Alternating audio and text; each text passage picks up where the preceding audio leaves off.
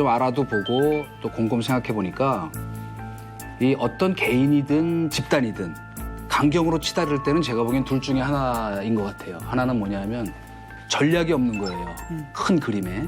사람이 전략이 있으면 양보도 할 수 있고 타협을 할 수 있는데 전략이 없을 때는 강경론으로 가면 본전은 해요. 대안이 없으니까 서로 강경으로 가는 거야 일단. 그러면 욕은 덜 먹거든. 어설프게 타협 안 내놨다가 이제 작살이 나죠. 그다음에 또 한 가지가 뭐냐면 바로 뭔가 절박한 사유가 있어. 강경으로 치달아야 할. 그게 바로 뭐냐면 이번에 겉으로는 드러나지 않았지만 합의 내용에 사실은 고소고발 취한다는 얘기가 없었잖아요. 지난번 그 패스트트랙 처리 과정에서. 지금 자유한국당 의원의 거의 절반 정도가 지금 이 대상이에요.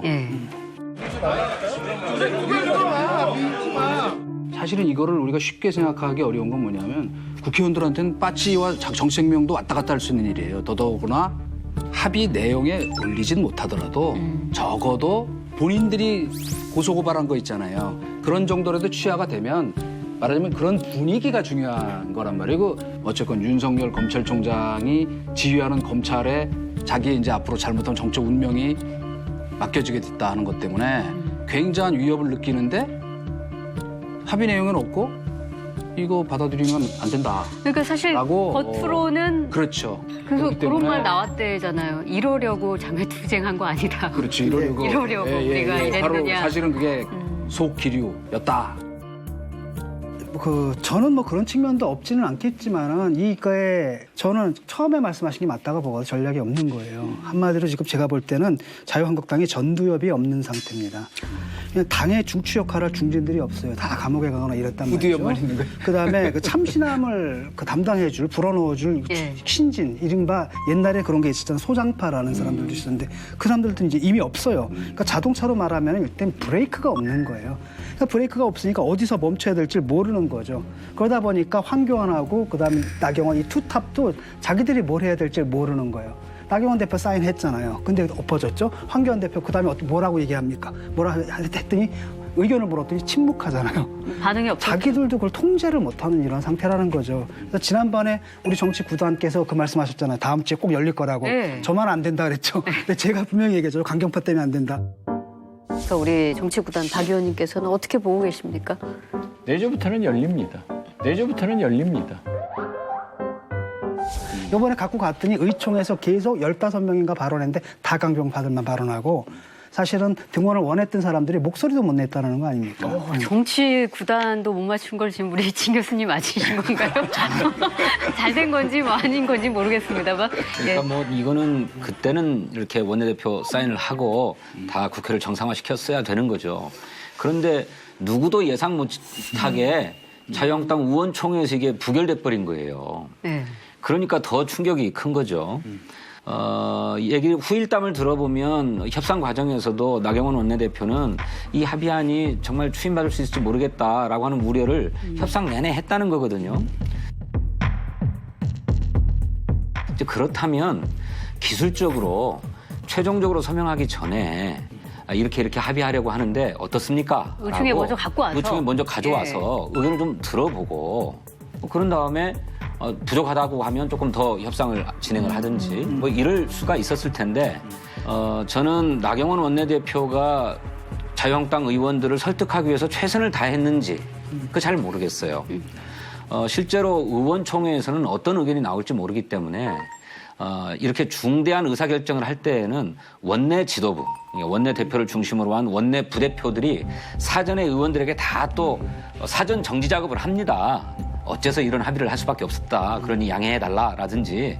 그런데 줄줄이 나와서 성토하는 발언만 이어졌다 뿐이지 누구 하나도 이 합의가 불가피하다라고 하는 목소리를 낸 사람이 하나도 없었다는 거예요. 나는 또 황당한 게 뭐냐면 본인도 그 얘기를 못해요. 자기가 갖고 온 합의안이잖아요. 그럼 자기가 왜 그랬는지 설명을 하면서 설득을 해야 되잖아요. 근데 본인도 안 하고 돌아가지고 오히려 의원들이 나한테 더 큰 협상 권한을 주셨습니다.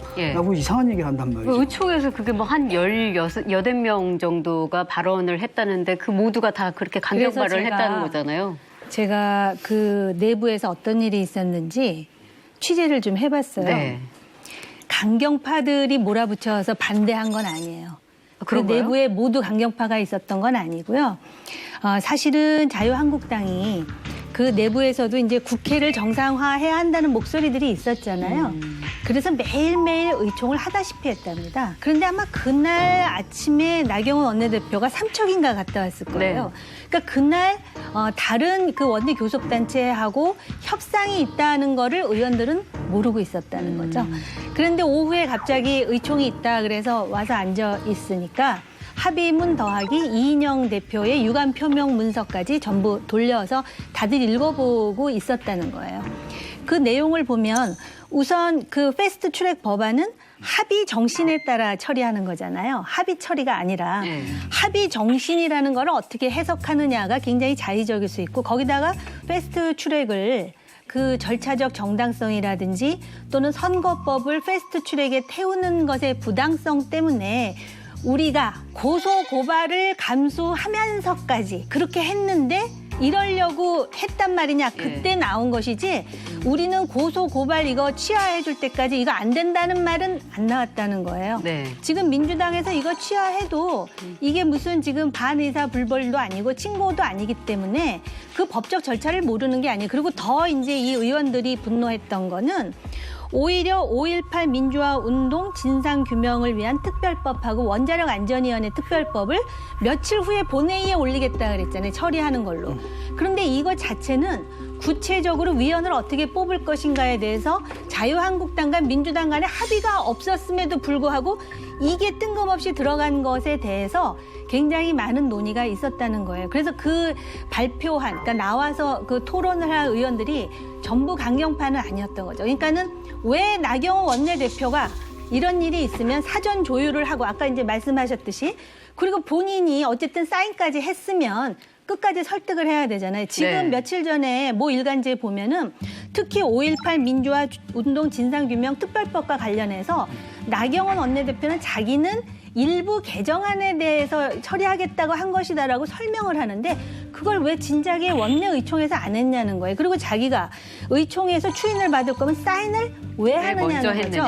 바로 그런 부분 때문에 어떤 얘기까지 나왔냐면 이런 합의문 들고 올 거면 우리가 우리 발로 가서 그냥 당당하게 국회 정상화하는 거지 이걸 합의문이라고 사인을 하고 하라면은 이게 뭐냐 이런 얘기가 나왔다라는 겁니다. 글쎄 그래서 나경원 원내대표의 모습을 보면 전략이 없었던 것 같습니다. 이 시점에 타협해야 된다라고 그리고 왜 타협해야 된다라고 하는 자기 확신이 없었던 것 같아요. 아까 저 5.18 특별법 말씀하셨는데 저도 이것이 민주당의 요구로 들어간 법안인 줄 알았습니다. 5.18 진상규명에 관한 특별법은 이를테면 5.18에 대해서 비하하는 망언자들에 대해서 처벌하자는 법인 줄 알았어요. 아니에요, 그게 아니고요. 왜냐하면 너무 일방적으로 자유한국당의 요구가 다 수렴됐기 때문에 저는 그 합의문을 보면서 이인영 대표가 어쩌면 당에 돌아가서 혼이 나겠구나 하는 생각도 들 정도였어요. 그래서 그걸 좀 면피하기 위해서 5.18 특별법을 넣은 모양이다라고 생각을 했는데 알고 보니까 그것이 자유한국당이 발의한 법안이었어요. 그러니까 이번에 저 자유한국당 몫에 5.18 진상조사위원 3분을 추천을 했는데 그중에 1분은 통과가 되고 2분은 거부당했잖아요. 근데 이 2분의 자격 조건이 현행 법에 저촉된다는 거예요. 그래서 군 출신이라고 해서 진상조사위원이 못 되는가? 이건 부당하다. 그래서 군 경력을 가지고 있어도 조사위원이 될 수 있도록 하는 법안 개정안을 자유한국당의 백승주 의원이 발의한 거예요. 그걸 통과시키자고 했던 거였어요. 그러면 그 자리에서 그걸 그런 법안이다라고 상세하게 설명을 했어야죠. 설명하지 않았어요. 나중에 어떻게 해서 설명되었냐면 차명진 전 의원이 욕했죠. 어떻게 5.18 망언자를 처벌하라고 하는 법을 합의해 올 수 있느냐. 내가 그 법에 처벌받는 1호가 되겠다라고 페이스북에 올렸어요. 그러니까 나경원 원내대표가 페이스북에 또 다시 글을 냈습니다. 그 내가 합의한 법안은 그게 아니고 아까 조사위원회 자격을 바꾸는 것이다. 왜 그럼 이걸 왜 설명을 안 합니까? 이것이 이를테면 의총에서 추인이 거부당하는 뭐 결정적 이유 중에 하나였다고 한다면 그것이 정면으로 얘기했어야죠. 나경원 대표가 도대체 왜 사인을 했을까? 이분이 이제 한동안 그 빠르던 나다르크였잖아요. 그래서 자기가 막 당을 막 이끌고 있다 이런 생각을 했던 것 같고 황교안 대표도 밖에 이제 장외 집회하면 나가 난리가 났잖아요. 그래서 자기들이 당을 완전히 장악하고 끌고 가고 있다라는 생각을 한 것 같아요. 그래서 그 걱정을 했지만 물어봤잖아요. 그럼 황교안 대표랑 얘기가 안 됐느냐? 대표랑 얘기가 왜 안 됐겠습니까? 논의했다. 논의를 했다라는 거예요. 그러니까 사인을 했다라는 건 뭐냐면 이 정도는 우리가 추인을 받을 수 있다. 우리 리더십으로. 그랬는데 그게 그냥 일거지하에 거절당한 근데 거죠. 그럼 만약에 아까도 그 말씀하셨지만 의총 그 현장에서 뭐 설명도 없었고 설득을 왜 안 했느냐 나 대표가 뿐만 아니라 이제 황교안 대표도 왜 아무 발언이 없었느냐 이 부분을 지적하는 사람도 있더라고요. 그러니까 나서서 설득을 했어야 되는데. 쉽게 말하면 그러니까 아까 제가 전두엽이 없다라는 게 뭐냐면 그 시스템이 없는 거예요. 이런 일이 되기 위해서는 원내대표하고 대표랑 협의를 해야 되고 그 중간꼴이 있잖아요. 다른 의원들을 갖다 점검하고 그 관리하는 어떤 중진이라고 하나 이런 사람들하고 얘기가 되는 어떤 시스템이 있어야 돼. 이 시스템이 전혀 없는 거예요. 그래서 원내대표하고 당대표가 지금 대충 얘기하고 알았습니다. 뭐 이러다가 그냥 보기 좋게 자빠진 거거든요. 그 다음에 또 하나는 뭐냐면은 요번에 그 나경원 대표하고 그 다음에 황교안 대표가 사실 리더십을 보여줄 수 있는 절호의 기회였다고 봐요, 나는. 이럴 때 나경원 대표는 딱 나가 사실은 우리가 열심히 싸워왔죠 이런 거고요. 아까 말씀하신 것처럼 또 목선, 귀순도 있고 여러 가지가 있는데 우리 들어가서 싸워야 되지 않겠느냐. 이렇게 막 설득을 하고 그때 황교안 대표가 뒤에서 딱 해가지고 원내대표 말을 맞습니다. 옹호해서 엄호해가지고 만약에 관철시켰으면 당이 딱 두 사람 지휘하에 들어오는 거잖아요. 이 당에 말하자면 이 당을 지금 실질적으로 이끌어가는 어떤 그 주도 세력이 좀 나쁘게 얘기하면 없는 거나 마찬가지예요. 지금 스타 플레이어 몇 명 갖고 지금 움직이고 있는 상황이거든요. 게다가 원로도 없어. 이 스타 플레이어들이 참 조심해야 될 게 내가 스타기 때문에 뭔가를 나 혼자 해냈어라는 이미지를 만들고 싶은 유혹에 빠질 가능성이 있어요. 그렇게 하면 안 된다는 걸 당원들이 그 의원들이 보여준 거예요, 어떤 면에서. 그래서 사실은요, 이 정당은 웬만해서 추인 그 사인까지 해왔으면 추인해주는 정당이에요, 원래. 그럴 뿐만 아니라 재신임 얘기를 하는 정당이 아니에요. 이렇게 원내대표를 스타일 구긴 적이 이 정당은 제가 아는 한 거의 없었던 정당이에요. 그럼에도 불구하고 이런 지경까지 가는 데는 그런 내용이 있었다는 거예요. 그러니까는 사실 그 뭐 투쟁하고 그럴 때 다 같이 몸으로 투쟁했는데 뭐 여러 가지 불만들이 내재해 있었겠죠. 그리고 바로 재신임 얘기가 나경원 원내대표는 본인은 못 들었다고 그러는데 오히려 뭐 더 큰 협상 권한을 받았다 이렇게 그 말씀하셨죠. 말도 어떤 면에서는 사실이에요. 왜냐하면 김영호 의원이 재신임 얘기가 나왔다고 하는 거 보니까 얘기 나온 거 맞아요. 그래서 재신임 얘기가 나왔는데 의원들이 그랬대요. 재신임 얘기를 하고 원내대표를 흔들기보다는 우리가 이런 얘기 했다는 자체도 밖에 나가서 얘기하지 말자.